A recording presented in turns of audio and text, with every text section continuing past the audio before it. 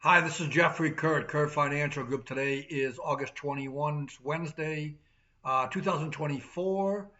And yesterday, the winning streak for the U.S. stock market came to an end. I know 7 or 8 days in a row that the S&P had been up, and it's been a nice rally from the sell-off around the yen carry trade volatility and like that.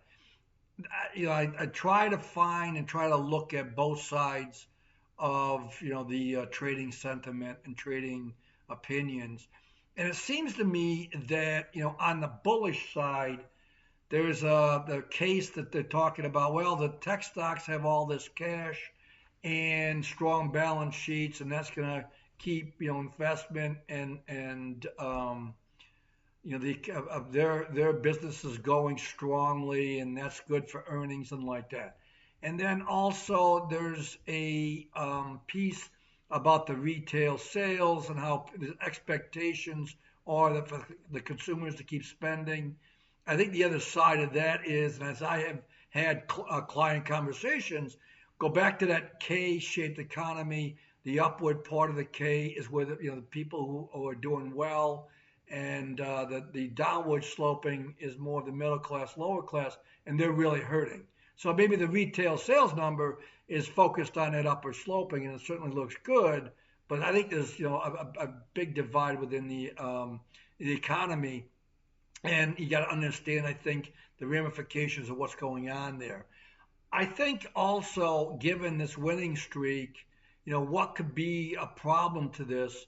And I think there's a couple of things on sentiment and investor positioning.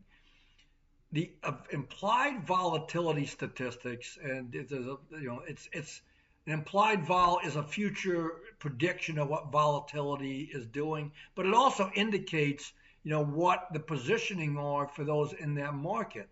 And there's clearly a lot of complacency and a lot of optimism already priced in when you look at the implied vol statistics. And these have a pretty good historical track record. And so maybe it just means that markets hesitate here and there's no pullback coming. But there's got to be, I think, some adjustment to this complacency from professional traders and investors. Secondly, I saw some statistics about institutional bond and fixed income investors, and they are like 90% of the survey is expecting lower interest rates 6 months and a year out. And certainly that's understandable given that the Fed's probably going to cut interest rates in September.